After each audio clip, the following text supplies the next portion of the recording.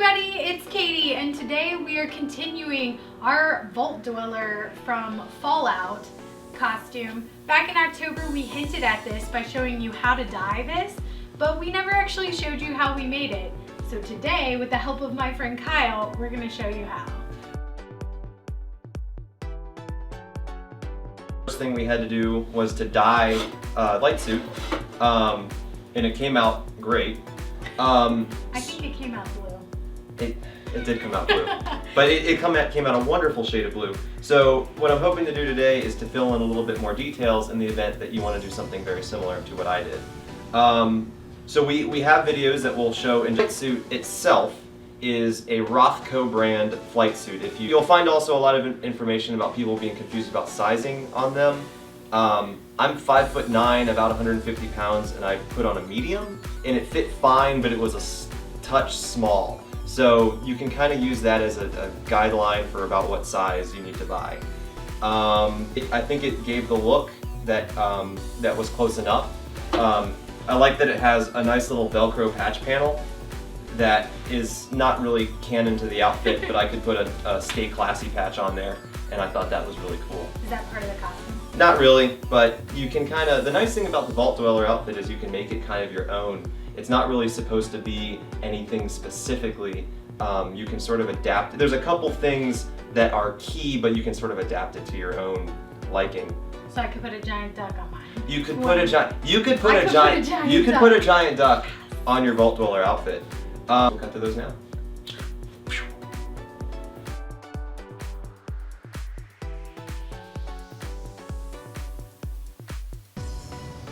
For the back numbers of the Vault Dweller, we are going to be cutting out fabric on our silhouette cameo. And for this, we're actually going to use paper to do some test numbers to make sure we get the correct proportions on the back of the shirt for the numbers. I'm using just a normal cutting board that I've had forever. They look like this, new in the package. I have one for paper and one for fabric cutting. And you also want to make sure you change the blades in your silhouette because you have a fabric one and you have a regular paper one. So I already have the paper one in here. And we're going to start by just putting our paper on the silhouette and kind of pushing it down because, like I said, mine is old. So you want to make sure it's really adhered to it. And then we're going to open it. Load it in. Hit the enter button. And then we are going to start cutting.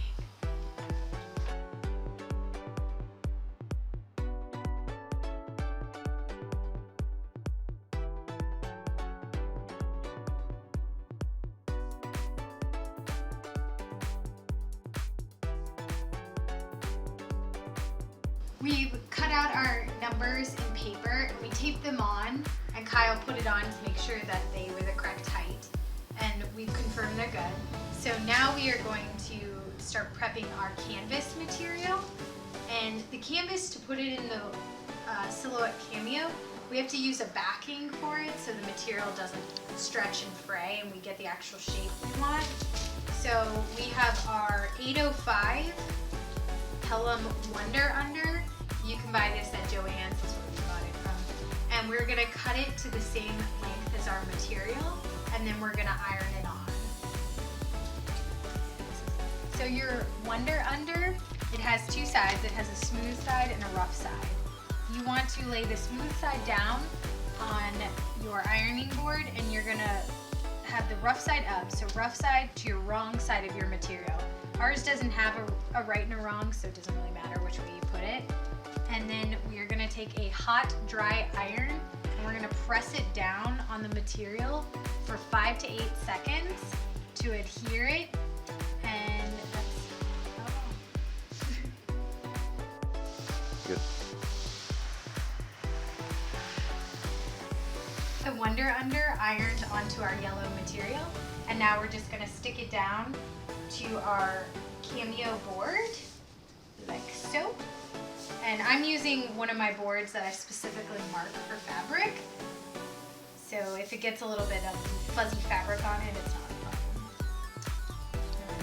Just push it down really well. And we're gonna load it in.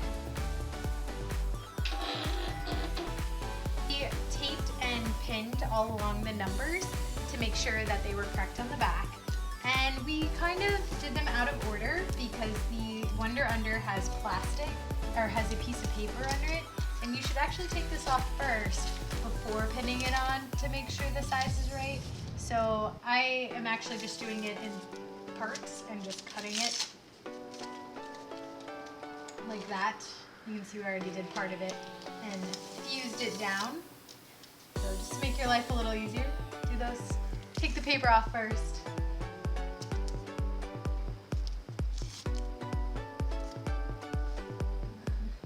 Let me get close up on this.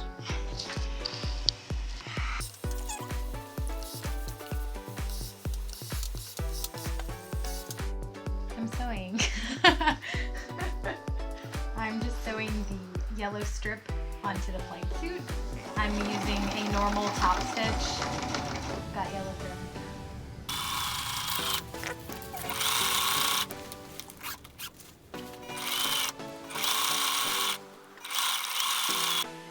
That was a good face. That was a good face. So now I'm sewing on the numbers, and I'm just going to do a normal top stitch, just a straight line across it. And we're doing this because we like the rough edging on it, but we're just looking for something a little more durable, because you can see the iron-on isn't perfect. It'll pop off a little bit.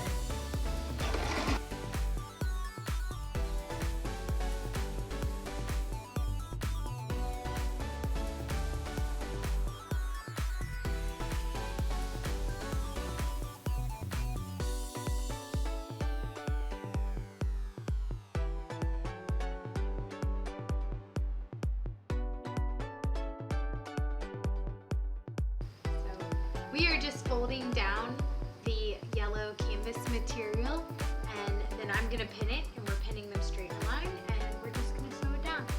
And that's about what's happening here. Thing that's very important is the Pip-Boy. So this is a 3D printed polymer. The model itself was acquired from a website called ytech3d.com, which we will post a link to. It had a 3D printer, and we printed it on that, and it turned out great. Little word of advice, well, a couple modifications I made to it. Well, for one, it's sort of designed for people with small wrists, and there's not a whole lot I can do about that. On your 3D printer, you can scale it up potentially. So I've got this on a hinge, just with black straps to hold it onto my arm. And then I have some neodymium magnets to hold it closed. And I actually had to use 4 of them to keep it closed. I made a couple other modifications too. The front 3 LED panels, I wired up a little light, which I purchased from sparkfun.com, and they have this nice little button battery switch and a little button battery that I turn on, and it makes a little glowy light. So that's really fun. The last modification that I made throughout the project, and this takes a little bit of time, is that the model comes by default with holes for screws. What I did is I milled out where the holes were and used machine nuts and machine screws and basically glued them in. This allows me to assemble and disassemble the Pip-Boy so that I can put my phone in it when the time's appropriate. It was a little bit time consuming, but I think it really improved the accessibility and the usability of the Pip-Boy model. Obviously when you 3D print it, it won't come painted, so for the purposes of painting, and I've never actually painted a model before, and it was surprisingly easy to do. I used a base coat of green spray paint. You can go to your local hardware store and find a color that you think is an appropriate match. The next thing I did was took a bottle of brown acrylic paint, just the cheap stuff that you can get anywhere, and I basically, this is a clean paintbrush, but anywhere where dirt might accumulate, the different cracks and crevices and holes and grooves, I painted with the brown paint. And then once the brown paint was in, it was still a little bit wet, I took a paper towel and rubbed in the grooves. So the brown paint only stayed in areas where dirt would accumulate. And that gave it a really dirty look. Some of the brown paint lingered on the surface as well, and it just gives it sort of a grungy, dirty, been in the wasteland for a while look. The final thing I did was took a aluminum colored enamel and dry brushed it on the edges where there might be metal wear. There's a high spot or corners or anywhere where there might be nicks. I just painted with this silver aluminum enamel, and it turned out outstanding. So, you know, for something that I painted for the very first time, I think it came out great. So that's how I made the Pip-Boy. License plate spalders. These were very simple to make. I basically acquired the license plates on eBay. You can look up vintage license plates on eBay and find basically anything, and I found some that were suitably grungy and rusty and gross. And I like this one because it fit with the color scheme of everything else. Holes in them for when you mount them to a car. All I did was took just bolts and screws, or bolts and nuts, I guess, and just stuck them through the holes and screwed them in, and it gives that sort of rough look.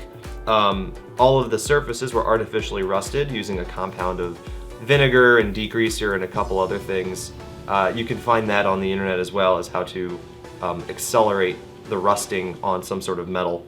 And then the license plates are attached to a belt, which I found. The bolts basically just go through the holes on the belt, and there's no other fancy securing methods. They just basically sit on your shoulder, and I was surprised that something this simple actually stays put. As a little bit of added extra flair, I found this sort of bullet bandolier thing on Amazon, and it came to me all nice and clean, and I roughed it up with sandpaper. And it came with these fake bullets, so that was pretty cool. And that is how I made the license plate spalders.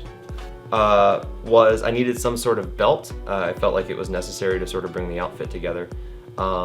This was some Vietnam era web gear that I had laying around that I just sort of hobbled together.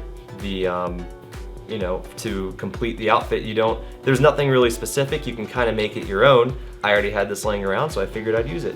It's just Vietnam era belt, Vietnam era magazine pouch, and some other era magazine pouch for a completely different firearm. But I think I like it better if it's mismatched. It seems a little bit more chaotic. You can probably find a lot of this stuff at your local military surplus store, and you know, it doesn't have to look like anything in particular. It just kind of have to look old and mismatched, at least in my opinion. So really easy to acquire, not a whole lot of money to get, and I think it really brings the outfit together. Pair this with some black boots is what I wore when I did my outfit, and you have kind of the complete ensemble. So that was all the parts I used in accessory to this lovely jumpsuit that we are. The complete guide on how to make your very own Vault Dweller outfit. We'll leave links in the description below so you guys can see kind of some of the components of where he got the things for this outfit. The Vault Dweller does not have a cool tagline, but if he did, his tagline would be, give this video a big thumbs up and hit subscribe.